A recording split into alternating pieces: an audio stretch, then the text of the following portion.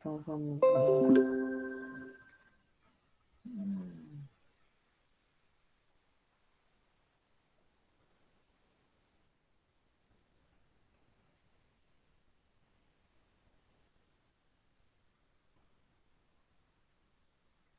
Fechou, então? Todos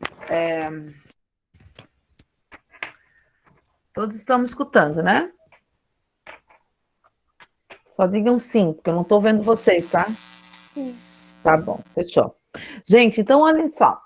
O que nós vamos entrar agora, e que daqui para frente vocês vão trabalhar isso de uma forma muito constante esse ano, o ano que vem. Vocês vão encher o saco de tanto que eu vou falar disso para vocês. Vocês vão sonhar. Tu vê que a Cauane já até sonhou comigo em relação a isso, né? Então, vocês vão sonhar com dissertação estilo Enem, estilo UFSC, tá? Então, a gente vai ver a diferença uma da outra, o que a UFSC traz, o que o Enem traz, que a UFSC aborda diferente, enfim, né? Nós vamos trabalhar dissertação. O que é a ideia de dissertação? Que vocês imaginam? O que é só a linha de dissertação escolar? Eu quero que vocês entendam, me definam o que é a dissertação. O que vocês acham que deve ser?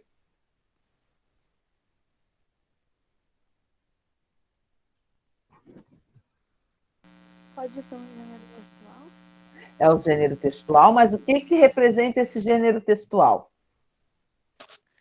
Apresentar um argumento e defender. Apresentar um argumento e defender.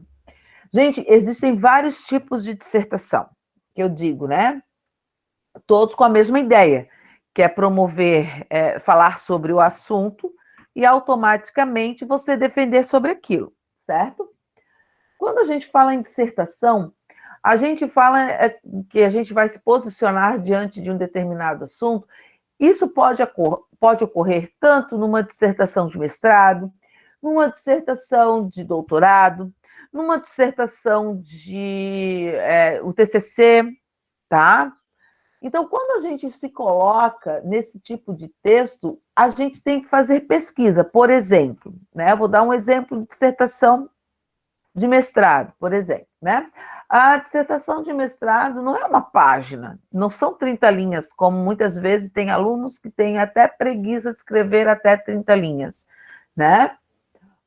Não consegue escrever 30 linhas. É praticamente entre 80 a 120 páginas ou mais, tá?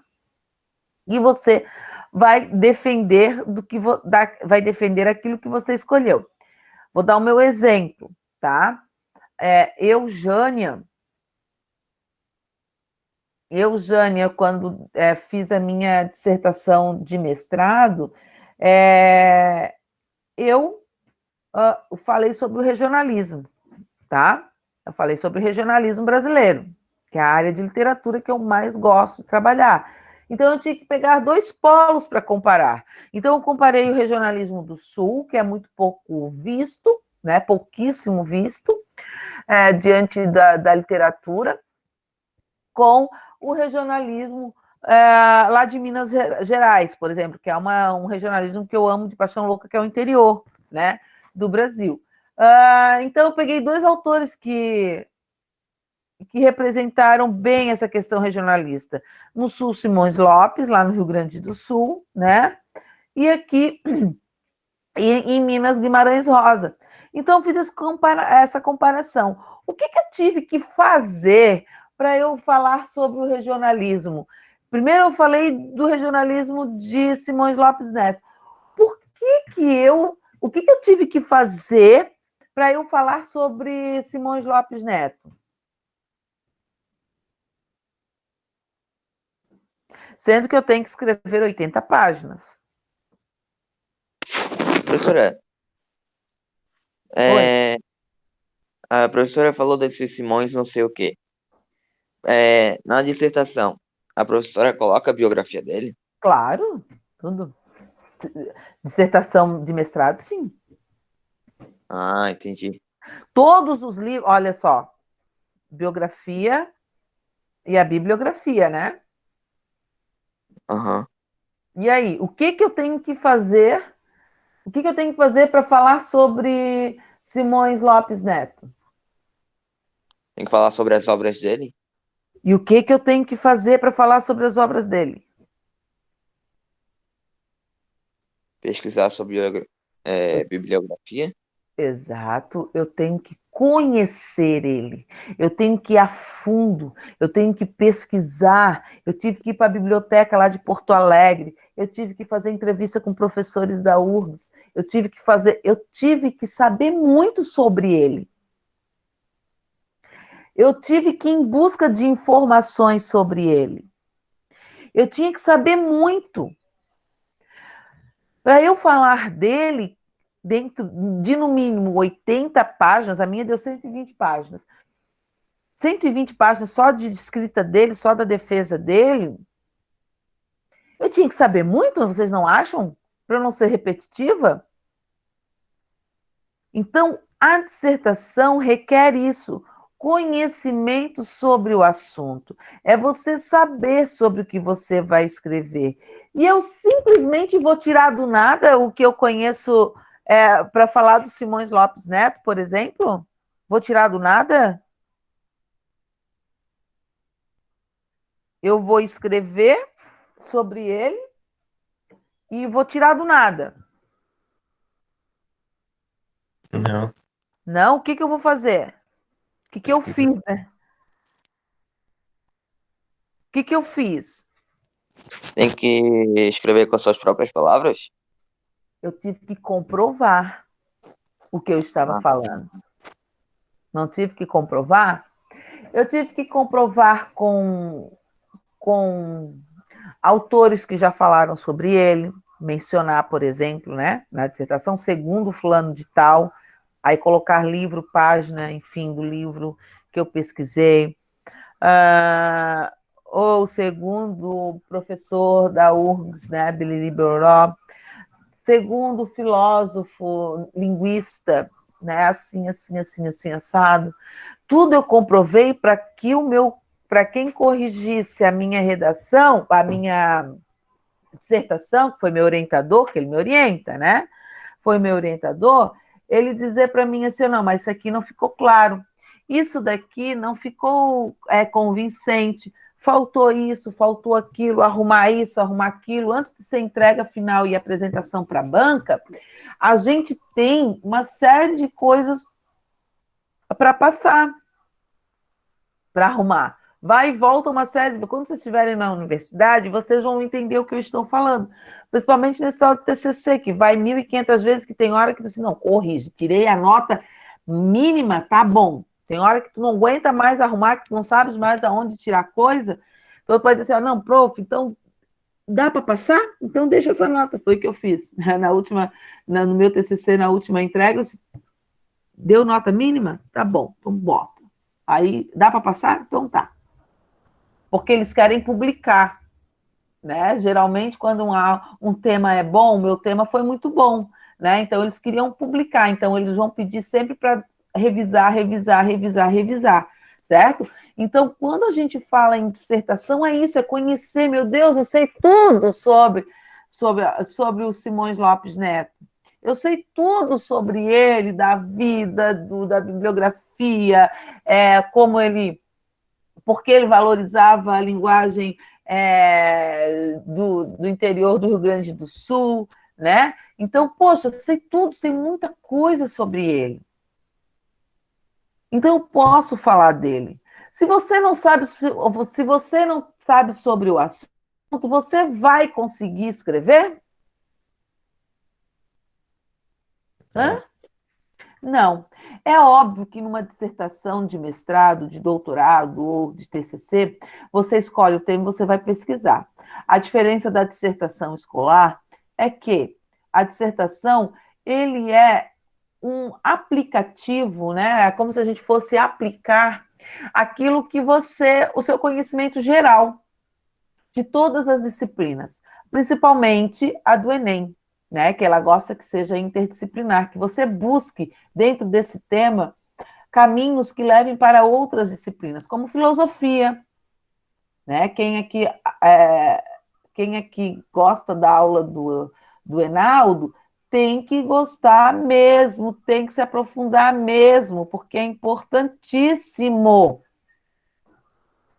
Dependendo do tema, se falar de biologia, você mencionar algum tema de aula da Jimena, por exemplo, que vocês viram que, né, da reprodução, Darwin, por exemplo, né, o evolucionismo e tal, vocês vão lá e vão falar dele, né? Então, tudo isso agrega na redação de vocês. Contextualização histórica, né? A contextualização histórica é importantíssimo. Antes era só antes era só um a mais. Hoje é um critério avaliativo. Se você não consegue fazer essa contextualização histórica, é porque você não está preparado. Então, eles foram aprimorando. Antes era um ponto que era, como é que eu posso dizer para vocês, novidade. Poxa, ele fez a contextualização histórica. Daí, quando os professores começaram a perceber que as notas 1000 eram as redações que faziam contextualização histórica e citações, eles começaram a programar o aluno a fazer isso, entendem? Então, é basicamente nesse sentido. Então, a dissertação escolar, nós temos aqui, ó, por exemplo, né? Quem tem a apostila já pode grifar isso aqui, ó, tá?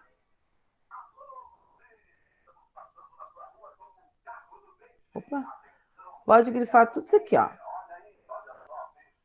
Tá? Em um texto dissertativo tão importante quanto mostrar em um texto dissertativo tão importante quanto mostrar o que se pensa, opinião ou tese, é mostrar como se pensa nos argumentos. Então, a argumentação aqui, ó, não adianta vocês colocarem um texto de vocês tirando do nada. E onde é que vocês vão encontrar essa argumentação? Como é que vocês vão fazer e comprovar? A partir de dados e a partir das citações, tá? Aqui nós temos uma dissertação da Lei Seca, se eu não me engano, foi em 2014, isso aqui, tá? Se eu não me engano, eu corrigi essa redação, esse ano eu corrigi a redação. Só que os critérios avaliativos dessa redação não eram tão pertinentes, né? Hoje são muito rigorosos, né? Muito mesmo. Então, essa redação aqui, ó, ela teve a nota 1000, né? Referente a uma proposta de lei seca. Se ela fosse escrita hoje, ela não tiraria nota 1000, tá? Ela não tiraria nota 1000, porque os critérios foram mudando e eles foram cada vez mais se aprimorando, certo? Alguém pode ler esse trechinho aqui para mim? Eu vou passando, se vocês... Eu leio, professora. Então pode ser. Oi, cagaço que eu Eu levei. estou sem a apostila, professora. Eu Mas- vou ler pelo da professora. Pelo que eu tô aqui, daí quando for para eu descer, daí tu pede, tá? Beleza. Então vai lá. A seguir, consta uma redação de 1000 referente a uma proposta escrita de texto dissertativo argumentativo do Enem, que tem por tema os efeitos da implantação da lei seca no Brasil. Leia e resolva as questões de 1 a 13. Carros, tráfego, caos, o trânsito no mundo inteiro é cada vez mais uma realidade estressante e perigosa. Morte ao volante hoje, uma das maiores causas de óbito não natural. Nesse âmbito, o álcool é um dos principais fatores, já que aproximadamente metade dos acidentes fatais estão relacionados à bebida. No Brasil, a solução encontrada foi a implementação da Lei Seca, legislação que prevê maior rigor na detecção e punição de motoristas embriagados, que, seja por seus efeitos diretos, seja pelos indiretos, se mostra uma decisão acertada. O efeito direto é percebido na diminuição considerável do número de mortos e hospitalizados em decorrência de acidente de trânsito. Isso ocorre por, basicamente, dois motivos. O motorista tomou consciência do risco inerente à mistura de álcool e direção, ou ele simplesmente teme a punição. Nesse sentido, em ambos os casos, o resultado foi positivo. E segundo uma ótica utilitarista, o objetivo foi cumprido. Dessa forma, ficam evidentes os benefícios mais imediatos da lei seca à sociedade. É importante ressaltar, contudo, que existem ainda consequências indiretas, como o menor uso de carro. Isso se deve ao fato das pessoas optarem por não dirigirem até o local onde potencialmente beberam, se utilizando ao invés disso de meios de transporte alternativo. Nesse sentido, até mesmo quando a opção é pelo automóvel. O grupo de amigos muitas vezes se junta para ir em um mesmo veículo, elegendo um motorista específico para aquela ocasião. Desse modo, é perceptível como essa medida não pode ter efeito, apesar de não discutido, extremamente benéficos. Fica nítido, portanto, como a lei seca foi fundamental no controle dos problemas causados pelo trânsito. São necessárias, porém, medidas que deem continuidade a essa ação, como investimento no transporte público, alternativa ao carro, aumento da frota de táxi através de desburocratização do processo e mais campanhas de conscientização em escola e faculdade, já que os jovens são os futuros motoristas. Somente assim seremos capazes de minimizar as perdas materiais e emocionais geradas ao volante. Bom, obrigada, Luiz. Então, essa redação aqui foi nota 1000, tá? Se ela fosse corrigida hoje, ela não teria nota 1000. Vamos começar pelo seguinte: ela defendeu, ela colocou o seu ponto de vista, ela colocou causa e consequência, né? Na questão aqui, tá? A ideia que ela colocou foi a causa e a consequência, mas ela não botou os dados dessa consequência, não botou os pormenores que tinham que ser colocados nos argumentos. Enfim, se eu perguntar para vocês, tem contextualização histórica? Quem prestou atenção aí? Tem contextualização histórica? Não. Não. Tem citações? Não. Não, já começa por aí. Pronto, acabou-se. Ele já não vai tirar. Já perde 2 níveis. Ele já não tem. Dos 5 ele já vai para 3. Numa competência. Então já não ganha 1000. Certo? Então, outra coisa que eles estão muito chatos em questão de períodos, né? Essa redação aqui, para ser 1000, os critérios dela eram muito baixos, né? É igual quando eu acho que vocês se recordam, porque vocês são novinhos, né? Mas teve uma redação muito polêmica, que falava sobre o tema, né? E tinha uma parte que ele colocou a receita do miojo, tá? Só uma parte, teve um parágrafo que agora eu vou fazer um miojo assim, assado, e eu uso isso, aquilo. Aquilo ali foi uma prova para ver se os professores realmente, os corretores realmente corrigiam a redação. Só que vocês têm que ter é óbvio que o professor corrige, só que a gente vai atrás dos critérios avaliativos. E quando a gente se fala de Enem, a gente tem que pensar que o Enem ele não é um processo seletivo, ele é um processo inclusivo. É de inclusão. Então, ele vai tentar o máximo tirar nota dessa redação deles, para eles terem a chance, para as pessoas terem a chance de concorrer, pelo menos, né? Porque se zera na redação, zerou. tu não tem chance de concorrer a curso nenhum. Estão me entendendo? Então, poxa, teve essa polêmica, daí a guria colocou a pessoa, né? Colocou o miojo lá e ainda tirou 500, ela tirou nota 500, nota 5, no caso, vamos supor assim, né? Gente, 500 não é nada para uma redação de Enem. Você está fazendo um concurso, então você tem que pensar que tem que ser melhor do que o que está ao seu lado, sempre pensando à frente, tá? E ela foi punida por aquilo dali, que a gente chama de tangenciamento. Ela tangenciou, ela saiu do tema, mas depois na conclusão ela voltou. Então o que aconteceu ali naquela redação? Aquela parte que ela colocou a descrição do miojo, ela foi punida, foi tirada, é como se não tivesse sido lida, e juntou a conclusão com a outra, e óbvio que vai dar incoerência, vai dar não vai dar coerência, coesão com o assunto, entendeu? Não vai fechar, não tem. Então, tem o tangenciamento. Então, automaticamente, ela foi punida por aquilo. Só que o povo acha que 500 é uma nota boa. Não é uma nota boa. Porque se você tirar 4, por exemplo, 3, eu acho que mudou, não, 3 ou 4, eu vou depois rever, mas eu acho que é 4.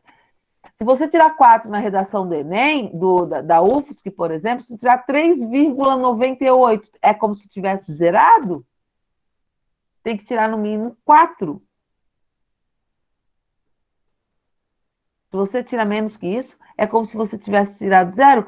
No Enem, não. Se você tirar 300, você vai com a nota 300. Se você tirar 200, você vai com a nota 200. Se você tirar 100, você vai com a nota 100. Só que não pense que é uma nota boa. Ele só deu a chance para você não zerar, para que você tenha a chance, de repente, de ir lá concorrer com algum curso.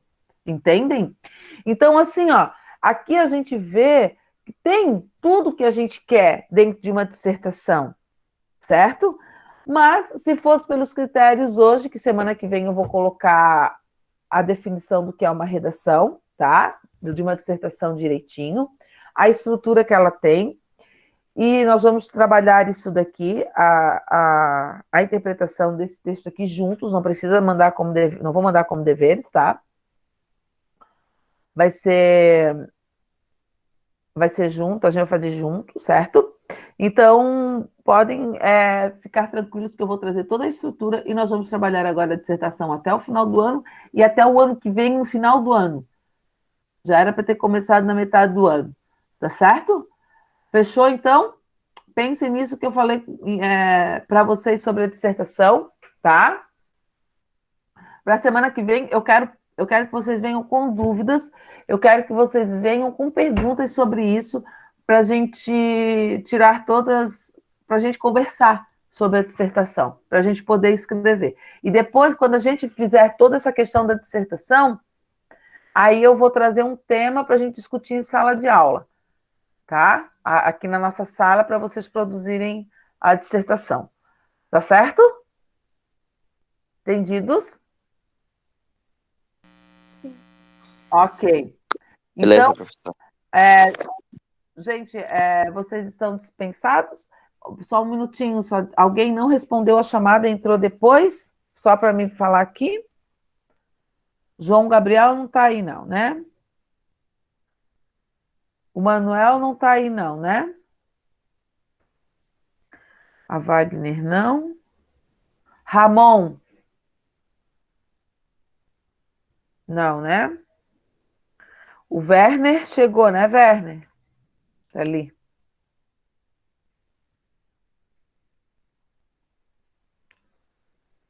E o Marcelo também não chegou. Gente, então estão todos dispensados. Quem está devendo redação, pelo amor de Deus, não esqueça, tá? De me enviar, por favor, hoje é o último dia, tá? Um grande beijo para vocês. Bom final de semana. Descansem. E até semana que vem. Beijo. Beijo, professora. Até. Tchau, professora. Beijo.